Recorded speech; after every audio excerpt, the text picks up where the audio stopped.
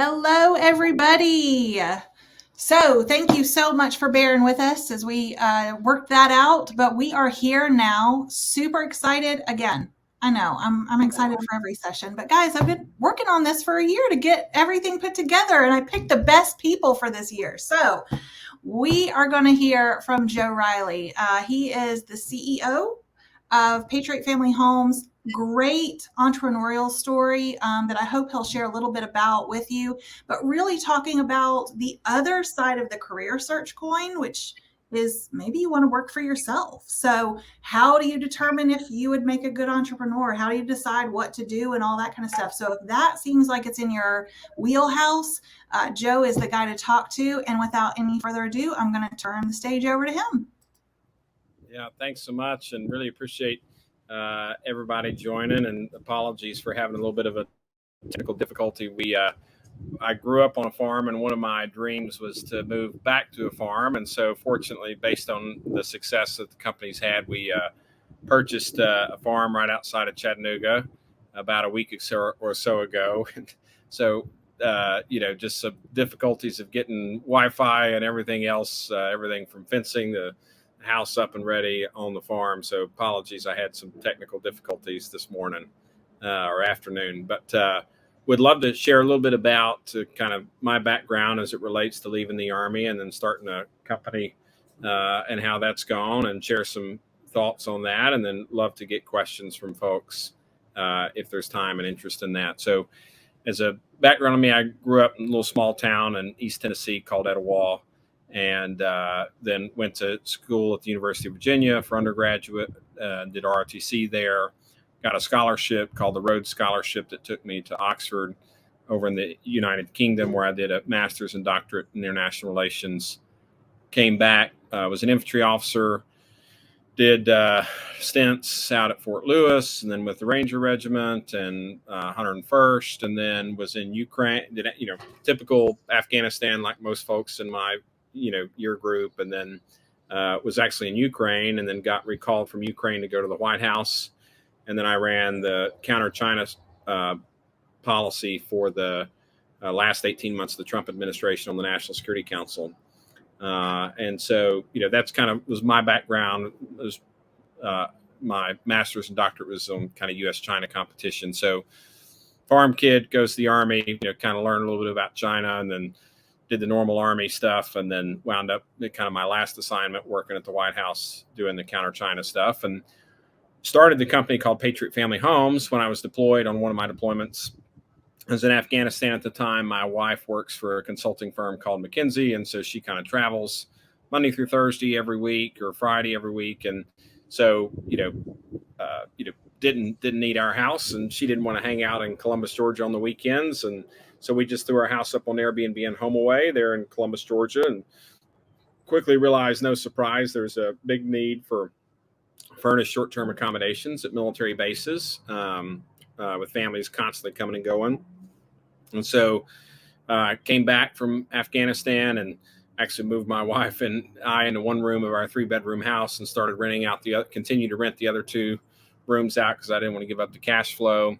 And then started, like many military folks do, got another house and flipped it and refinanced it, typical Burr model, but all doing it within the short-term rental context. And then PCS to another base and at Fort Campbell and started doing it there, and picked up some in Columbia, South Carolina.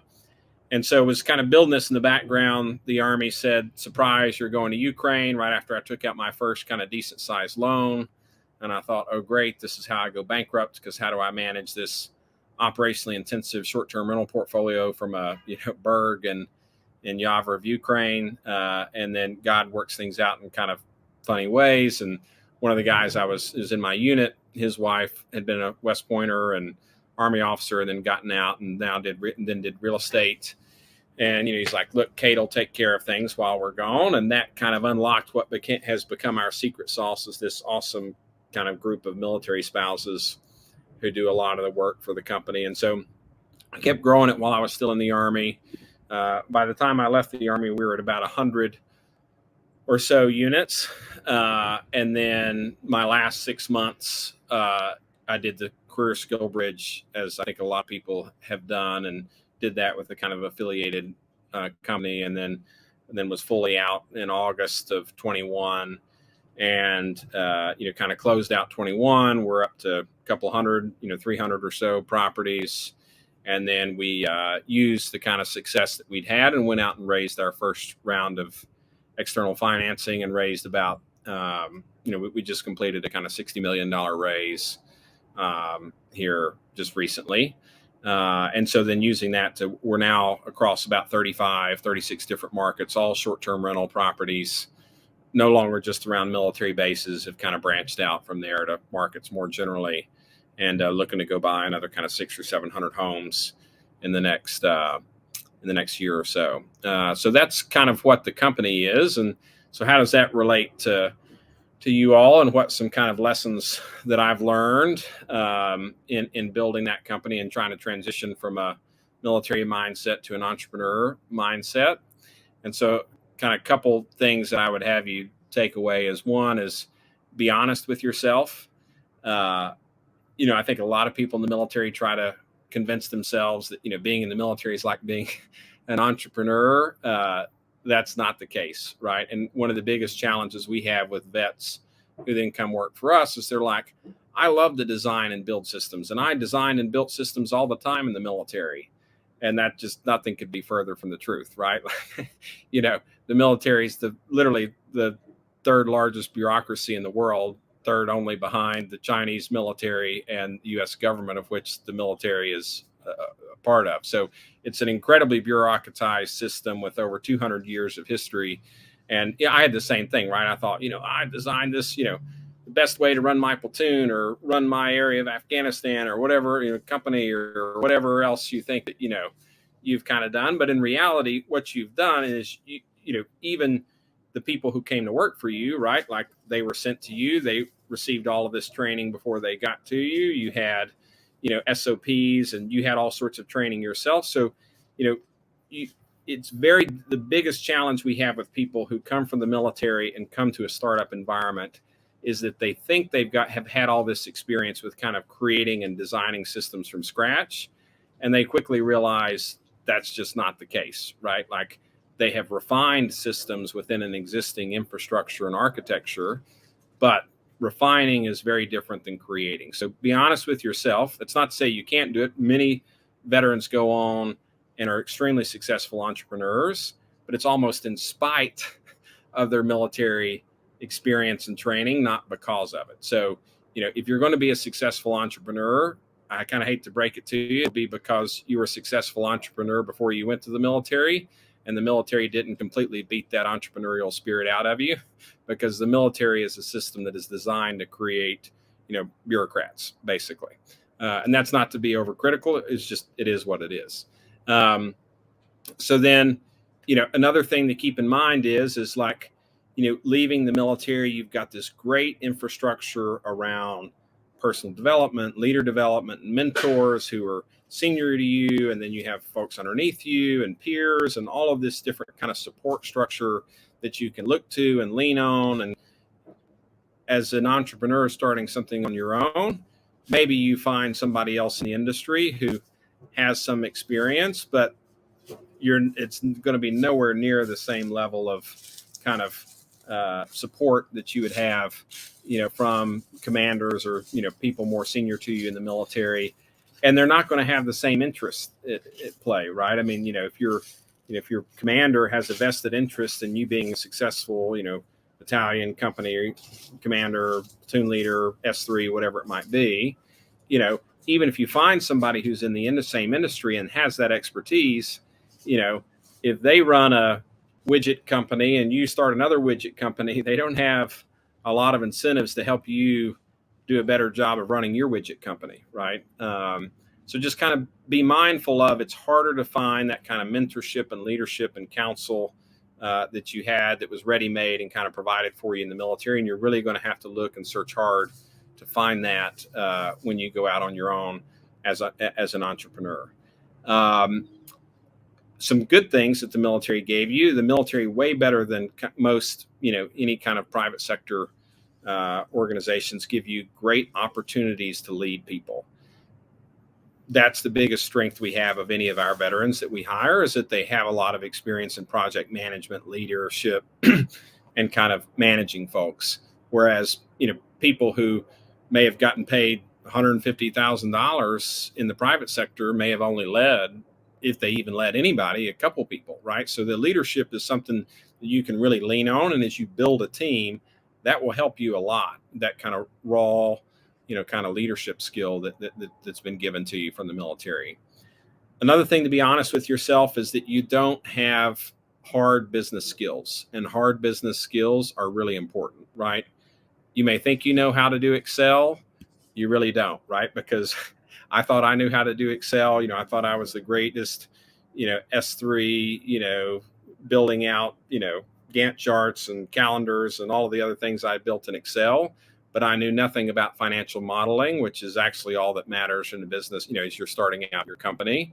So there's some real Excel skills you got to learn. Accounting, the military does a great job of teaching you a lot of things. They don't teach you anything about accounting. And that is a absolutely critical skill that you've got to learn, or you'll wind up in a world of hurt. And just one tidbit from experience: don't discount the importance of cash flow.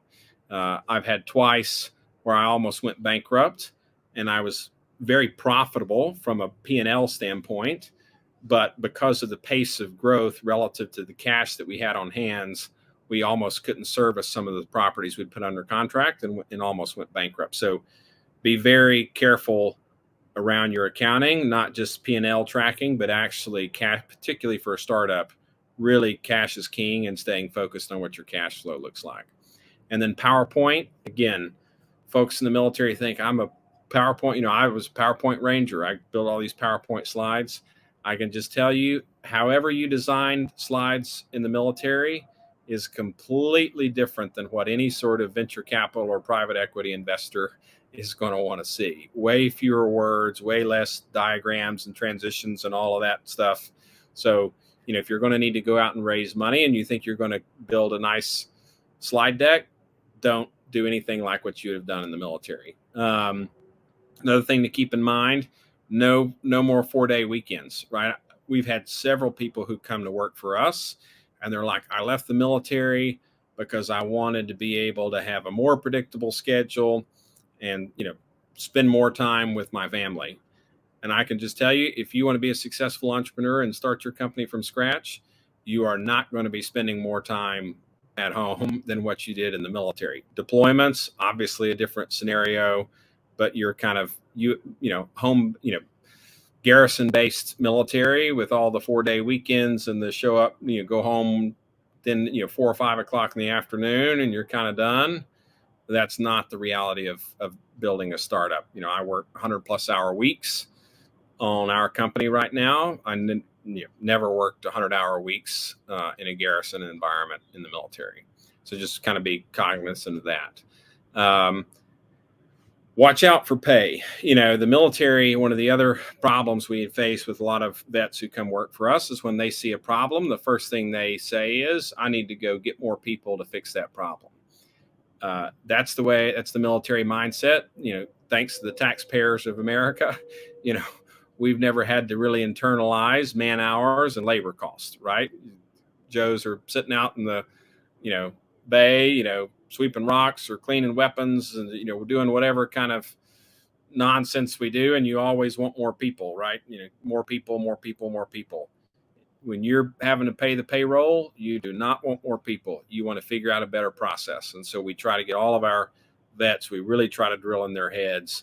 You see a problem, don't think people, think process. Because, people are actually more problems. That's just the reality of it. Awesome people, but in, law of large numbers, you get more people, you got more problems. You put in place a better process, you solve problems, you reduce your costs. You got to learn to live in the gray a little bit. So if you want to build a successful startup, you're not going to do it by following all the rules, right? So in the military, very black and white, bright, black and white, bright red lines, this, do this, don't do this. You want to build a startup, you got to be willing to take some risk, some real risks, and, be willing to kind of play with the rules a little bit. And then, just an example I give is, if you're building the plane in flight, you don't always have an opportunity to PMCS it. And so, in the military, if you had to do your full PMCS every time before you take the vehicle out to the range, in a startup, you just don't have that time. And sometimes you've got to, accept risk and color outside the lines a little bit. Huge resource that has been fantastic for us. I mentioned SkillBridge before. Recruiting people who you knew in the military or who you didn't know, but recruiting people through the SkillBridge program is a great way to give back to people who are leaving, help them make that transition, and also get some incredible talent and an opportunity to look and see if they'd be a good cultural fit for your company, not on your dime, right? So huge proponent of using SkillBridge for your startups to kind of source talent. And then the last thing I would say is make sure you have non-military people on your team.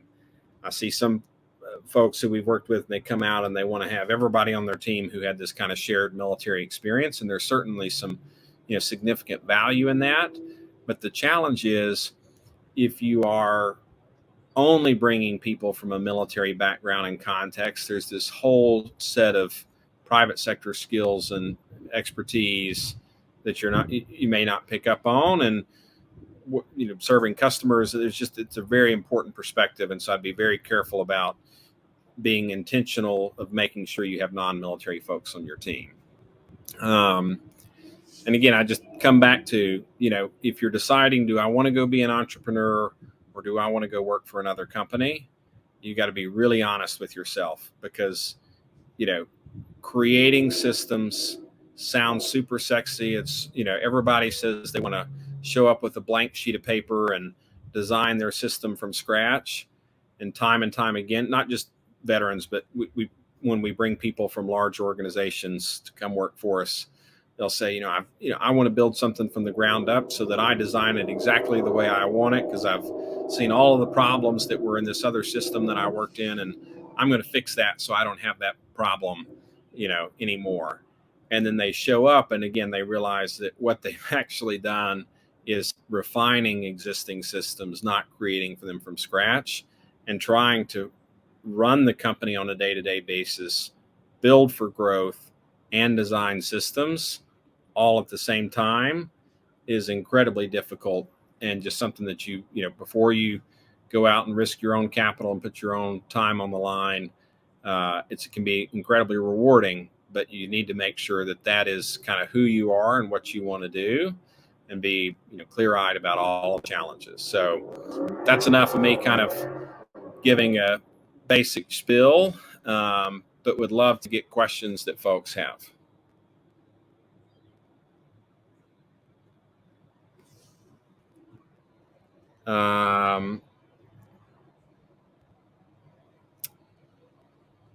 Any kind of, and I don't know how the best way to work questions is, if it's to kind of come through the comments on the side, or if people are able to kind of dive in and give questions. But Jordana, Yeah. what's the best? Yeah, if you've got questions, there's two places. You can either throw them in the chat or in the Q&A section. Both of those are on the right-hand side. So if you've got questions, throw them on in there. So Q&A session, let me see. I don't see anything in there. I see a couple things in the chat. It seems like, Jesse agrees that, figuring out the process is extremely important. And then I see Brian says, I've been running vets to industry for almost 4 years, and I'm still learning things I didn't do or need to do. Yep. So Joe, maybe talk about a little bit about some of the capacities that really play well with being an entrepreneur. So some of the things you mentioned it a little bit, but what are the things that a person may have that kind of stand out as like, oh, I should really do this. I should go out on my own and make something big. Yeah, I think, if you've got to have just a tremendous amount of, drive and desire to work, because, there's just not really much opportunity to kind of sit back and, take. So I think that you got to have a tremendous amount of drive is probably just the number one thing, and just be unwilling to let something fail. And then the second thing I would say is you've got to, um, you know, not want to take a lot of, be comfortable with not having a lot of directions and kind of clear guidance and rules, because there's just a lot of, it just doesn't really exist when you're starting a company. So there could be a lot of other things I could list in that, but I think the key things are like, are you very not just comfortable but happy in an unstructured environment? Number one, and number two, do you have just a tremendous amount of drive that you're just not going to let something fail, and you're willing to work 100+ hours a week to make it succeed? And how about balance? Because that's something that entrepreneurs really struggle with in terms of, when you're grinding away, it's easy to spend 14 hours doing it. So how do you have any advice in that regard? How do you keep yourself balanced? You don't. I mean, I think any entrepreneur who's being honest with you would say that in the building phase, certainly going from 0 to 1, there's not really balance. Or if you're able, if they're able to achieve balance, they're either one in a much easier industry than I am, or more likely much better at time management and much kind of smarter and have figured things out better than I have. I think about balance in the sense of seasons of life. So, my wife and I, agreed to kind of push really hard for, a couple of years, and now we've, able to have a farm, and we've got 2 sons, and, a little bit more of a stable, kind of environment. But in that build phase, it's a grind. Right. And so what do you say for those who are going into that grind? I mean, you mentioned that you talked to your wife and you kind of have a understanding. What are some recommendations for those who may be in the room who are going to go out on their own? They're going to get started. They're going to hit that wall. What would you give them as advice? Yeah, I mean, I think the biggest thing is you just can't quit.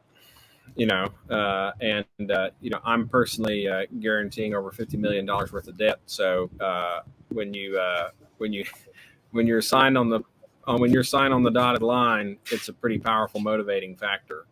So if you've got a family and a spouse, I think you just got to be honest and say, are you all willing for me to, devote 100 hours plus, a week to this?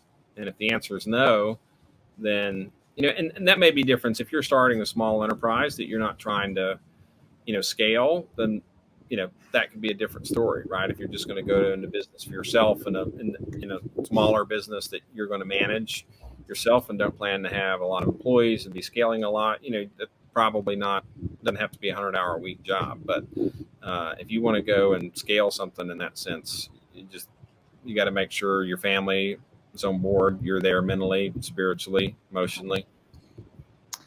We've got another question from Donald. How long did it take you to get to the stabilized phase? I'll let you know when I get there.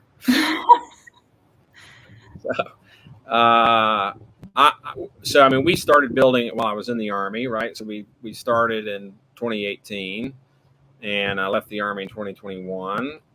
And I would say that we're having completed this round, and we're getting ready to go out and hire a bunch more folks. And we've got some key kind of executive hires that we're bringing in. And so I'm, for the first time, being able to get some semblance of normalcy back after a kind of 3 or 4 year period.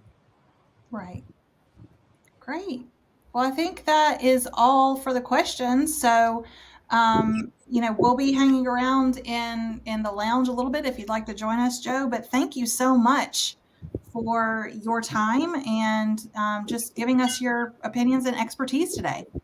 No, thank you so much. And sorry if it was mainly a series of warnings about the challenges of doing a startup, but it is something. It can be the most rewarding thing you do with your life. And it's certainly, short of marrying my wife and having our sons, is what's given me the most sense of fulfillment, but you've got to be very honest with yourself about the challenges that come along with it too, because it is an all-encompassing affair. And if you make it can create a lot of challenges if you're not ready for it. Well, the warnings are just as important as the encouragement. So, Joe, thank you so much. Guys, in your program, if you click on Joe's speaker photo, you can connect with him on LinkedIn. I'd encourage you to do that if you have any further questions. And we'll see you at the next session.